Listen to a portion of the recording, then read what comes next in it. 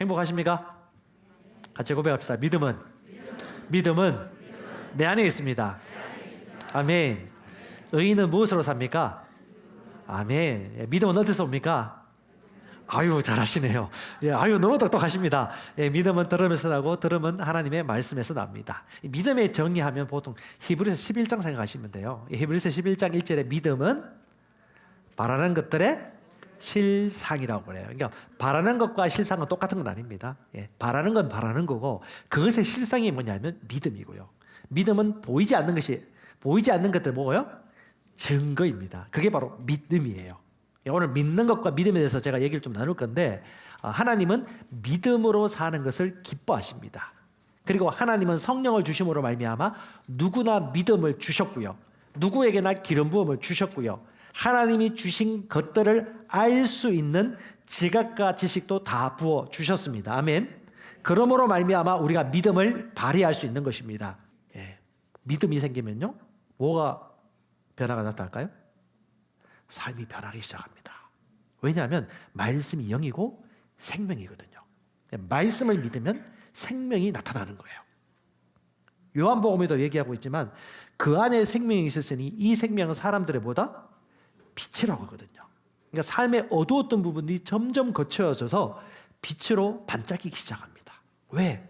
하나님의 생명을 의식하고 하나님의 말씀을 알아가는 지식이 증가하고 있기 때문에. 그래서 우리는 항상 성장하는 것이죠.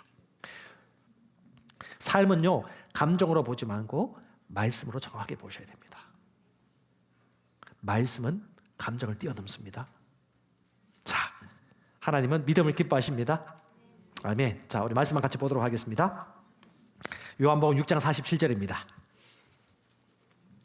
같이 읽어보겠습니다. 진실로 진실로 너에게 이르노니 믿는 자는 영생을 가졌나니. 우리 한 번 더 시작. 진실로 진실로 너에게 이르노니 믿는 자는 영생을 가졌느니. Truly, truly I say to you, he who believes has eternal life. 믿는 자는 뭘 가졌다? 영생을 가졌나니. 자, 말씀을 정확하게 보세요. 믿는 자는 가진 자입니다. 예, 믿는 자는 가진 자입니다. 가지려고 하는 자가 아니고 가진 자이고요. 가진 자는 어떤 사람? 믿는 사람입니다. 이것이 하나님의 원함입니다. 내가 믿고 믿은 대로 거두며 살기를 원한다. 아무것도 안 하면 아무 일도 안 일어나요. 믿으면요, 얻는 것입니다. 그래서 오늘 제가 주보에도 올렸는데 요한복음 6장 40절, 6장 27절에 정확하게 또 얘기하고 있어요. 뭐예요? 나를 보내신 아버지의 뜻은 이것이니 뭐예요? 아들을 보고 믿는 자마다 영생을 얻는 것이다. 이게 아버지의 뜻이에요. 그리고 하나님께서 말씀하시죠. 썩어 없어질 양식을 위해 일하지 말고 영원하는 양식, 영생에 이르는 양식을 위하여 수고해라. 그렇게 살아갈 수 있도록 사는 게 하나님이 진짜 우리에게 원하는 마땅한 삶의 방식이다. 그래서 여러분, 믿는 자는 가진 자고요, 가진 자는 믿는 자입니다. 자, 그러면 믿음을 알려면 믿음이 아닌 것을 조금 알 필요가 있습니다. 두 가지 있습니다. 첫 번째, 지적 동의입니다. 지적 동의는 하나님의 말씀에 동의를 하고 옳거니라고 긍정적으로 받아들이고 성경 말씀이 맞다고는 하지만 소유하지 않은 상태입니다. 그 다음에 두 번째, 가장 큰 방해 요인이 뭐냐 하면 불순종입니다.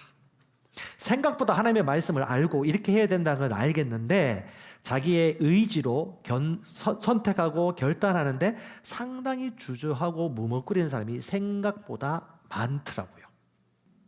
아브라함이 어떻게 믿음의 아버지가 되었을까 궁금하지 않습니까? 특별하지 않습니다. 명확해요. 아브라함은 분명히 믿음의 아버지였습니다. 이유가 뭘까요? 여러 가지 많이 나오지만 자, 말씀 한번 보십시다. 자, 잠언 1장 23절 주님께서 얘기하셨습니다. 불순종하는 자들은 절대 믿음을 가질 수 없다. 시작. 내가 내 영을 너희에게 부어주어 내 말들을 너희에게 알려주리라. 내가 불렀으나 너희가 거절하였도다. 하나님께서 아브라함에게 네 몸을 통해서 네 씨앗을 통해서 내가 왕족을 이어가리라고 말했을 때 거절했으면요, 주님은 다른 데 갔을 거예요. 근데 잠언 기자가 얘기한 겁니다. 부르는 게 하나님이고 주고자 하는 것이 하나님인데 거절한대. 불순종하고 거역하는 거예요. 그걸 얘기합니다. 33절에 시작. 누구든지 내 말에 귀를 기울이는 자는 안전히 거하고 재난의 두려움에서 벗어나 평안하리로다. 아멘. 받아들인 자는 이 은혜를 얻습니다. 단순해요. 여러분, 하나님의 말씀에 믿음을 적용할 때는 감정을 최대한 배제하세요. 인본주의고 육신적이고 극률한 마음 최대한 배제하세요. 제발. 여기서 무너져요. 하나님의 말씀은 아주 냉혹합니다. 어찌 보면. 자, 갈라디아 3장 7절. 아브라함이 믿음의 후손, 믿음의 아버지인 걸 철저하게 우리가 증거해 줍니다. 시작.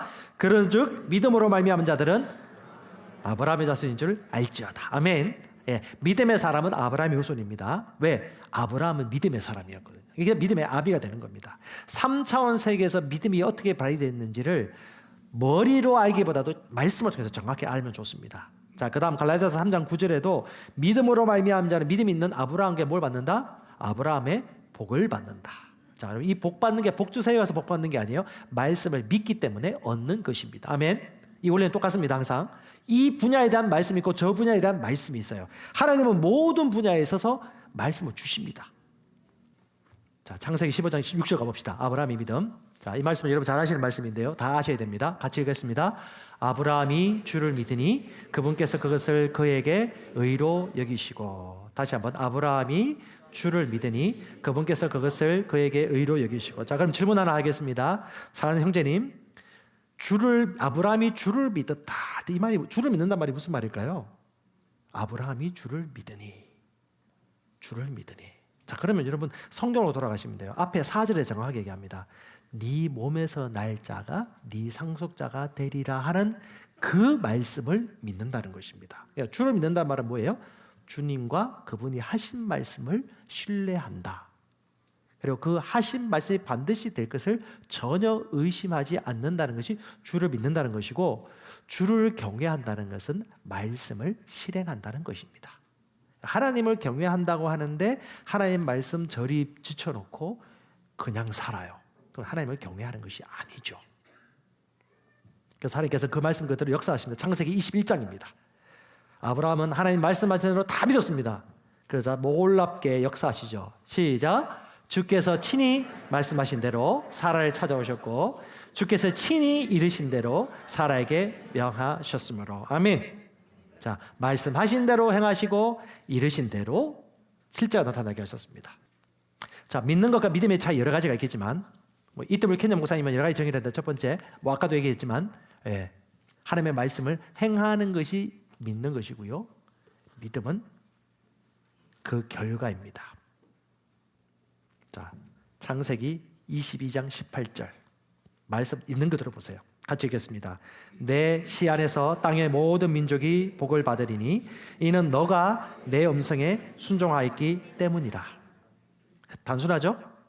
네, 들은 대로 순종했기 때문이다. 최고의 찬사입니다. 너는 내 음성에 순종했구나. 말씀 마무리하겠습니다. E.W. 켄yon 목사님께서 믿음에 대해서 설명하면서 재미있는 이야기 하나 하셨습니다. 이건 약을 끊으라, 약을 해라 라는 얘기 아니에요. 절대 그렇게 듣지 마세요. 오해하지 마세요.